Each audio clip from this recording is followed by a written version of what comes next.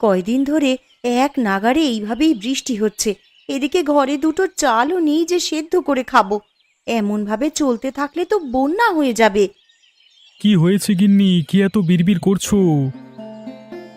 যেভাবে বৃষ্টি শুরু হয়েছে, এমন হলে তুমি মাছ ধরতে বেরোবে কি করে গো? আর মাছ না ধরা হলে সংসার চলবে কি করে? ঘরে যে কিচ্ছুটি নেই। আরে আমিও তো সেটাই ভাবছি গিন্নি। এভাবে বর্ষা বাদলা চলতে থাকলে তো না খেয়ে মরতে হবে আমাদের সবাইকে। কাল বিল থেকে দুটো কলমি লতা তুলে এনেছিলাম। কাল কিছুটা রান্না করেছি আর আজকের জন্য রেখেছি, কিন্তু ঘরে যে কোনো চাল নেই যে রান্না করব। আশেপাশে দুই এক বাড়িতে গিয়ে একটু খোঁজ নিয়ে দেখো। আজকে আকাশটা মেঘলা হয়ে আছে, কিন্তু বৃষ্টি শুরু হয়নি এখনো। এর মধ্যে নদীতে গিয়ে জাল ফেলে দেখি মাছ পাওয়া যায় কিনা। আশেপাশে আর কার বাড়িতে যাব? সবারই তো একই অবস্থা। বৃষ্টির চোটে কেউ তো এই কয়দিন ঘর থেকে বের হতে পারেনি। তাহলে তুমি দুটো গমের আটার রুটি বানাও গিন্নি। আজকের রাতটা না হয় আমরা আটার রুটি আর কলমি ডাঁটা সেদ্ধ খেয়েই থাকবো। সে না হয় করলাম, কিন্তু যেভাবে বৃষ্টি শুরু হয়েছে, বানের জল ভেসে আসা শুরু হলে তো বন্যা হয়ে যাবে গো। তখনকার জন্যে ঘরে তো কিছু শুকনো খাবার মজুদ রাখতে হবে। সেটাও তো আমিও বুঝতে পারছি। এভাবে চলতে থাকলে তো বন্যা হয়ে গেলে না খেয়ে মরবে। আমাকে আমার জালটা এনে দাও তো দেখি। আকাশ ভালো থাকতে থাকতে মাছ ধরতে বেরিয়ে পড়ি। ঘরে শুকনো মুড়ি আছে, দুটো চিবিয়ে যাও, না হলে পরে আবার খিদে লাগবে। না না, এখন আর কিছু খাবো না। দেখি কয়টা মাছ পেলে বাজারে নিয়ে বিক্রি করব। ওই টাকায় চাল আর কিছু সবজি নিয়ে আসা যায় কিনা দেখি। রান্নাঘরে দেখো, একটা ব্যাগের ভিতরে জাল রাখা আছে। সেখান থেকে জাল আর মাছ রাখার পাত্রটা নিয়ে যাও। ঠিক আছে, আমি তবে বের হলাম গিন্নি। সাবধানে যেও।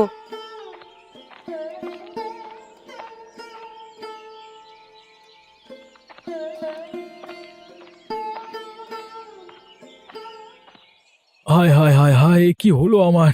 জমিতে যে জল জমতে শুরু করেছে। কিছুদিন হলো কেবল ধান তুলেছি, এখন জল জমলে যে আর গাছগুলো বাঁচবে না, সব জলের নিচে পচবে।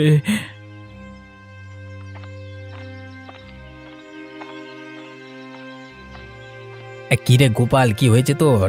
এভাবে আহাজারি করছিস কেন? দেখুন হারান দাদা, এই কদিনের বৃষ্টিতে আমার জমিতে জল জমেছে।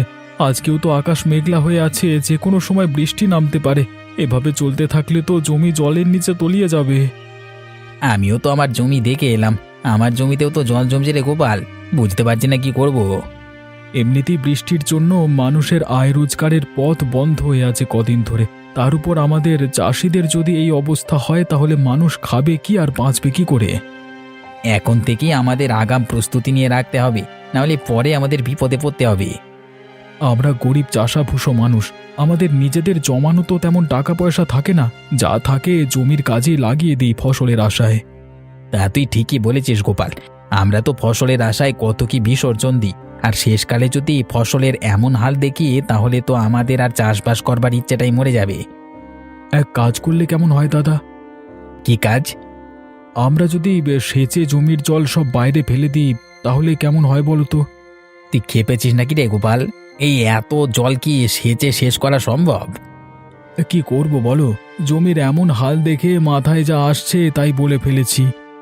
বিপদের সময় এমন অস্বাভাবিক চিন্তা মাথায় আসে, কিন্তু তাই বলে তো আর বোকার মতো সেটা করতে গেলে হবে না। তাহলে এখন আমরা কি করব দাদা? কি আর করব, আকাশ পানে চেয়ে থাকা ছাড়া কোনো উপায় নেই। আকাশে রোদ উঠলে এই জল শুকিয়ে যাবে, তখন আবার ফসল বোনা যাবে যদি এগুলো নষ্ট হয় তো। আবার ফসল বুনবার মতো সামর্থ্য এখন আমার নেই দাদা। আর তাছাড়া আকাশের যা হাবভাব দেখছি, তাতে করে মনে হয় না এই বৃষ্টি এত সহজে যাবে। সে পরে দেখা যাবে, এখন এখানে বিলাপ করে লাভ নেই। চল বাড়ির দিকে যাই আমরা।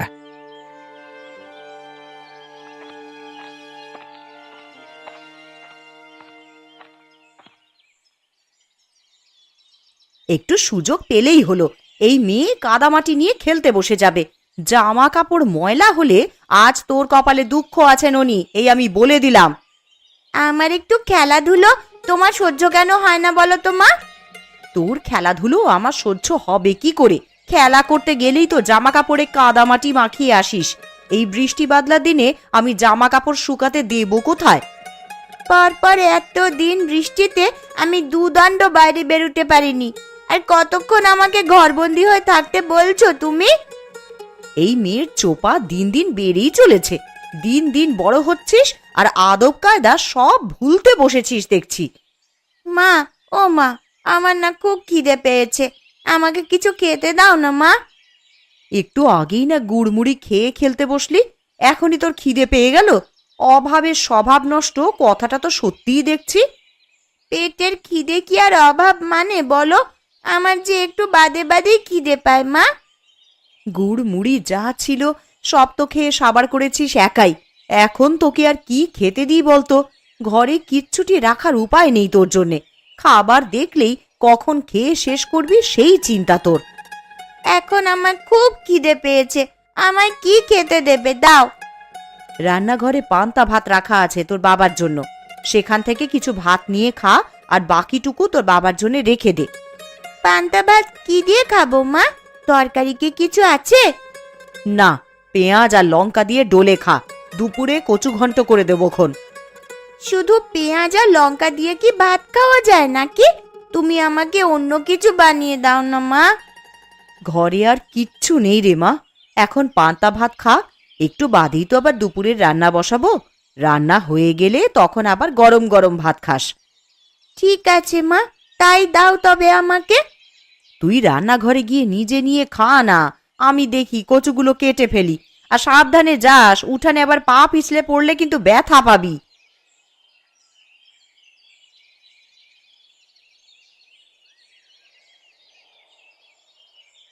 লোকটাকে সেই কখন থেকে খেতে ডেকে এসেছি, এখনো আসার নাম নেই।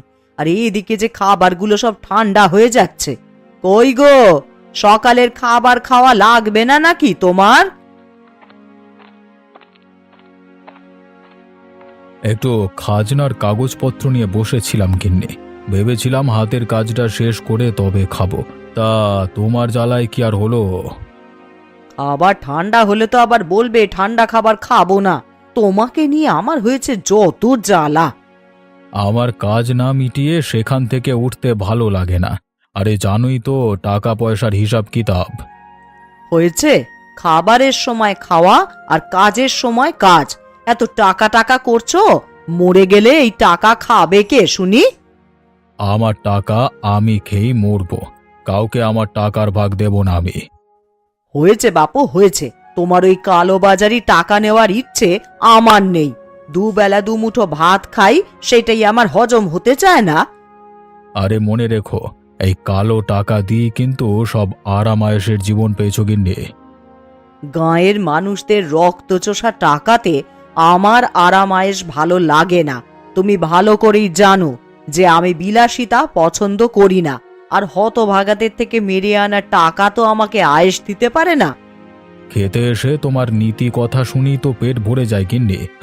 এতই যখন মায়া হয় তখন যাও না, একটা ধর্মশালা খুলে বসো। সেটা পারলে তো ভালোই হতো। জীবনে তোমার সাথে থেকে যে পাপ কামিয়েছি তার বদলে কিছুটা পুণ্য যদি পেতাম। আমায় কি খেতে দেবে না নাকি নাকি এভাবে খোঁচা মেরে কথা শোনাতে থাকবে? তাহলে আমাকে ডাকবার কি দরকার ছিল শুনি? দিচ্ছি, খাবার খেতেই তো ডেকে এনেছি, তা তুমি তো শুরু করলে।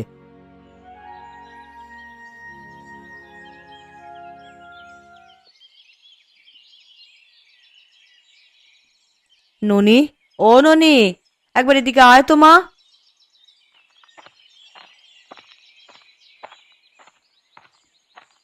কি হয়েছে মা, আমায় ডাকছো কেন? কচুর ডাঁটার ঘন্ট করব, কিন্তু এখন লবণ জলে ভিজিয়ে দেখি কচুগুলো কমে গেছে অনেকটাই। এইটুকুতে সবার তো খাওয়া হবে না রে।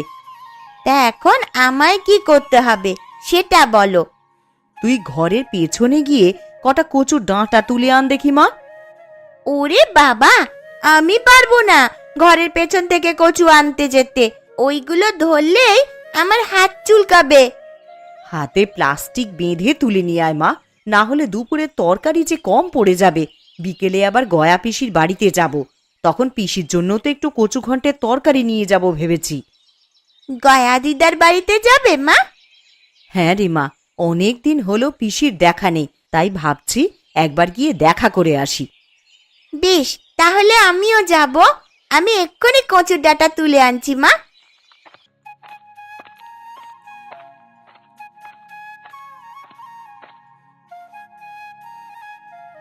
জয়াদি, ও জয়াদি, রান্না বসিয়ে দিয়েছো দেখছি। আমার তো এখনো কিচ্ছু করা হলো না গো। আরে কমলা যে, আয় বস এখানে। না দিদি, বসতে আসিনি, আমি এসেছি তোমার কাছে কিছু চাইতে। কি চাইতে এসেছিস কমলা? ঘরে রান্না করার মতন কিচ্ছুটি নেই দিদি। এখন কি রান্না করব ভেবে পাচ্ছি নে। কাল কটা কলমির ডাঁটা তুলে এনেছিলাম, তাই দিয়েই কালকের দিনটা কোনো রকমে চলেছে। আমার ঘরেও তেমন কিছু নেই রে কমলা।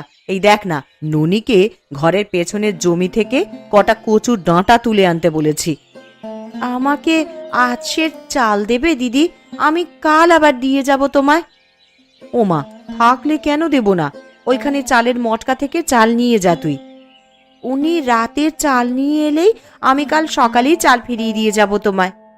সেসব নিয়ে তোকে ভাবতে হবে না, এখন চাল নিয়ে গিয়ে রান্না বসা যা, না হলে ঠাকুরপো বাড়ি এলে কি খেতে দিবি? ঠিক আছে দিদি।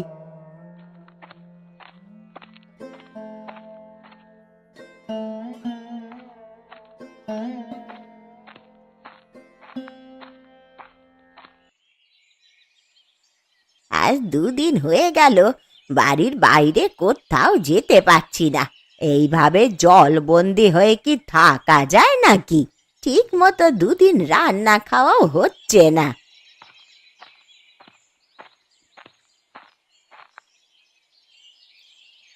এ কি গো পিসি, তোমার বাড়িতে যে বানের জল উঠেছে, সারা উঠোন তো জলে ভরে গেছে গো। এই জন্যই বুঝি দিদার দেখা নেই আজ কদিন ধরে। ওরে, তোরা আস্তে আস্তে আয় এদিকে, দেখে শুনে পা ফেলিস, আবার উঠানে পা পিছলে জলে পড়ে যাস নে তোরা। তা এইভাবে জলবন্দি হয়ে আছো, আমাদের একটা খবর দিলেও তো পারতে পিসি। খবর দেব কি করে লছুরি? দেখতে পাচ্ছিস নে জলে আমার উঠোন একেবারে ডুবে আছে। এই হাঁটু জলে নেমে আমি এখন তোদের খবর দিতে যাব? খবর না দিলে আমরা কিছুই জানতে পারবো না তো। এখন তোমার জন্যে কচু ঘন্ট নিয়ে এলাম বলেই না দেখতে পেলাম, না হলে তো আমরা জানতেও পারতাম না দিদা। তা তোরা আমায় কেমন ভালোবাসিস তা আমার জানা হয়ে গেছে।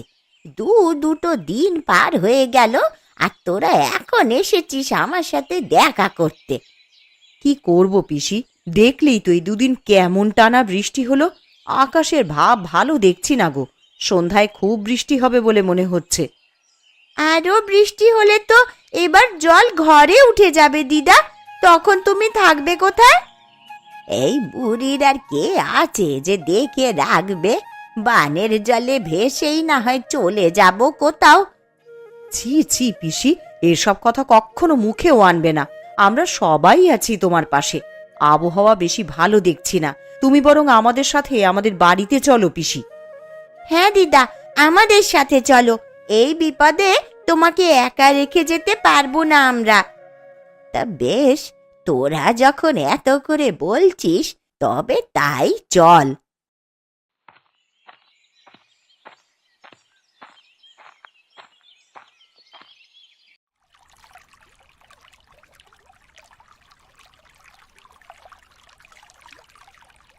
ভাগ্যিস কিছু শুকনো খাবার এনেছিলে, না হলে তো আমাদের দুর্ভোগের শেষ ছিল না। যেভাবে বানের জল হুট করে বাড়িতে প্রবেশ করা শুরু করলো, খাবারের জন্য কোথায় যে যেতাম পরে। জল বেড়ে যাচ্ছে দেখি তো দরকারি জিনিসপত্র নিয়ে বাড়ির চালায় উঠে এলাম, না হলে আর উঁচু জায়গা পেতাম না। কলা গাছের ভেলা বানিয়ে রেখেছি, যে কোনো দরকার হলে এই ভেলায় ভেসে বেরোনো যায়। কিন্তু যেইভাবে চারপাশে বানের জল বাড়ছে, আমার যে বড্ড ভয় হচ্ছে গো। জল বেশি হলে তখন যাব কোথায় আমরা? ও তুমি চিন্তা করো না গিন্নি, একটা না একটা উপায় ঠিক হবে। আমি একটু বেরোবো। হ্যাঁ, তুমি আবার এখন কোথায় যাবে শুনি? হারান দাদা গোপাল দাদাদের কি অবস্থা, তারা কোথায় আশ্রয় নিয়েছে, এসব একটু দেখে আসতে হবে তো। তুমি চলে গেলে আমি একা একা কি করব এখানে? জল যদি বেড়ে যায় তাহলে আমি একা হাতে কিভাবে কি করব? ওসব নিয়ে চিন্তা করো না গিন্নি, কলা গাছের ভেলা তো একটা বানাইনি, মানে আমি আগে থেকেই আর একটা ভেলা বানিয়ে রেখেছি। কোনো বিপদের আভাস পেলে জিনিসপত্র নিয়ে ভেলায় চড়ে বসবে। হ্যাঁ, না বাবা, আমার একার এত সাহস হবে বলে মনে হচ্ছে না। হবে গিন্নি হবে, বিপদে পড়লে মানুষ সব করতে পারে। ভাবছি সবাইকে নিয়ে মোড়লের বাড়ি যাব কিছু সাহায্যের জন্য, আর সাথে করে জালটা নিয়ে যাব। বানের জলে ভাসা কোনো বড় মাছ পেলে ধরবো। মানুষ বাঁচবে কি করে তাই ভেবেই মাথা খারাপ হয়ে যাচ্ছে, আর তুমি কিনা বানে ভাসা মাছ ধরবে? হ্যাঁ গো হ্যাঁ গিন্নি, যদি ভালো মাছ পাই তবে আমরা সবাই মিলে সেটা তো খেতে পারবো। কারোর কাছেই যে খাবার জিনিস তেমন কিছু নেই। তা তুমি ঠিকই বলেছ, এই সময় তো নদী নালা সব ডুবেছে, বড় বড় মাছ এখন বানে ভেসে আসবে। আমি জালটা নিয়ে একটু ঢু মেরে আসি, আর দেখে আসি সবার কি অবস্থা। ঠিক আছে, সাবধানে যেও, আর তাড়াতাড়ি ফিরে আসবে কিন্তু। ঠিক আছে গিন্নি।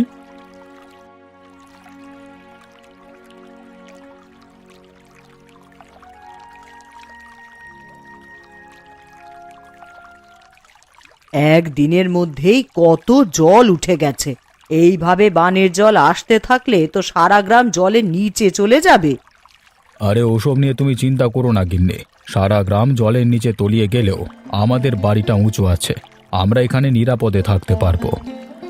তুমি কেমন মোড়ল বলো তো? আমি আমাদের কথা বলছি না, আমি বলছি গ্রামবাসীদের কথা। তাদের এই বিপদের দিনে তোমার উচিত তাদের পাশে দাঁড়ানো। আর তুমি আবার এখন শুরু করলে? দেখছো বানের জলের জন্য সবাই ঘরবন্দি হয়ে আছে, তার মধ্যে তুমি বলছো আমাকে মানুষের খোঁজ নেওয়ার জন্য। সব সময় নিজেরটাই বুঝলে তুমি। তোমাকে যে কে মোড়ল বানিয়েছিল? আমাকে গ্রামের লোকেরাই মোড়ল বানিয়েছিল, কিন্তু আমার ভালো তো তোমার হজম হবে না।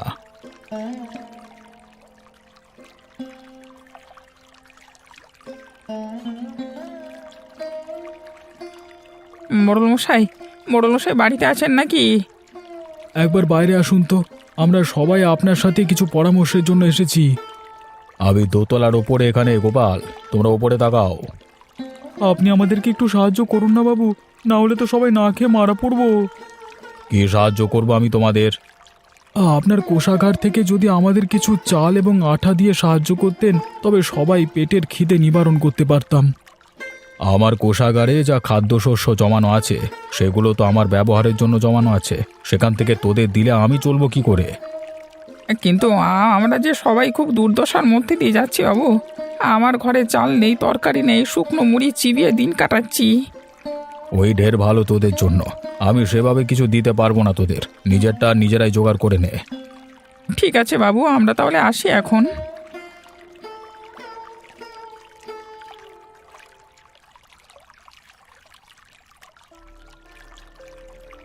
ও মা, দেখো ওই দেখো, কত বড় একটা মাছ দেখা যাচ্ছে বানের জলে। আরে তাই তো রে, এমন বড় মাছ তো আমি আগে কখনো দেখিনি। এটা কি মাছ গো পিসি? দেখে তো মনে হচ্ছে বিশাল একটা কাতলা মাছ হবে এটা। ওই তো বাবারা সবাই চলে এসেছে। বাবা জানো, এই বানের জলে বড় একটা কাতলা মাছ ভাসতে দেখা যাচ্ছে। কি গো, কোনো সাহায্য পেলে মোড়লের কাছে? না গো গিন্নি, মোড়ল আমাদের কোনো সাহায্য করতে রাজি হলো না। এখন এই বিপদের দিনে আমরা যে কি করব? ঘরে যা ছিল সব তো প্রায় ফুরাবার পথে। এগুলো পুড়িয়ে গেলে খাবো কি আমরা তখন? তোরা মাছ ধরা শুরু কর, বড় কাতলা মাছ দেখা যাচ্ছে বানের জলে। ধরতে পারলে বিক্রি করে অনেক টাকা পাওয়া যাবে। তা তুমি মন্দ বলনি পিসি। ওই যে বাবা দেখো, কত বড় একটা মাছ। এমন মাছ আমি জীবনেও কখনো দেখিনি। তুই দেখবি কি রে? আমরাও যে এমন বড় মাছ আগে কখনো দেখিনি। এই মাছ আমাদেরকে ধরতেই হবে, যে যা পারো তাই নিয়েই চলো। আমরা মাছটা ধরবার চেষ্টা করি, আর আমার কাছে জাল আছে। তবে চলো মাছটার পিছু করি।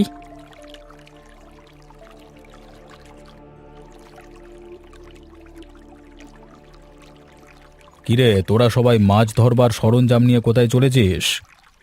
আগে মোড়ল মশাই, বানের জলে এক বড় কাতলা মাছ ভেসে উঠেছে একটু পর পর। তাই আমরা সবাই সেটা ধরতে বেরিয়েছি। ওই তো মাছটা আবার ভেসে উঠেছে। আরে সত্যি তো, মাছটা যে অনেক বড় দেখছি। আমি এর আগে এমন বড় মাছ কখনো দেখিনি গো। কুবে তুই জাল ফেল, আমরা বল্লম ছুঁড়ে মারি, দেখি কোনোভাবে মাছটাকে ধরা যায় কিনা। ধরা যাবে মানে? এক্ষুনি ধরে ফেলবো, আমি এই জাল ফেললাম।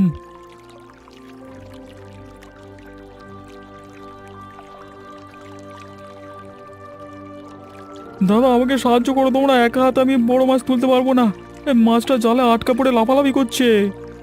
হ্যাঁ হ্যাঁ, আমরা সাহায্য করছি তোকে। মাছটা তো অনেক বড় রে কুবের, এটা নিয়ে শহরের মুখে হাটে বিক্রি করে আয়, অনেক দাম পাবি তাহলে। না না, এই মাছ আমি বিক্রি করব না বাবু, এই মাছে সবার অধিকার আছে। সবাই এই মাছ দেখেছে, আমি একা এটা করতে পারবো না, তাই আমি এটা ভাগ করে নেব সবার সাথে। মোড়ল মশাইকেও তার ভাগেরটা আমরা এখানে দিয়ে যাব। দেখলে দেখলে তো ওরা কেমন ভালো মানুষ। বানে ভেসে আসা একটা বড় কাতলা ধরে ওরা সেটা তোমাকে ভাগ দিতে চাইছে, আর তুমি কি না ওদের একটু সাহায্য করতে চাওনি। আমি আমার ভুল বুঝতে পেরেছি, আসলে একা একা কোনো কিছু ভোগের শান্তি নেই। কথায় আছে, ভোগে নয় ত্যাগই প্রকৃত সুখ। তোরা যাবার পথে আবার কোষাগার থেকে চাল ডাল যা লাগে নিয়ে যা। তাহলে তো আজকে বানে ভাষা বড় কাতলা মাছ দিয়ে মহাভোজ হবে সবার। তোরা বাড়ি গিয়ে সবাইকে আমার এখানে নিয়ে আয়, এই বিপদে আমরা সবাই একসাথে আমার বাড়ির দোতলায় থাকবো। ঠিক আছে বাবু, আমরা তাহলে বাড়ি গিয়ে সবাইকে নিয়ে আসি। মাছটা আপনার বাড়িতে রেখে যাই, এসে না হয় রান্না বান্নার আয়োজন করা যাবে। হ্যাঁ।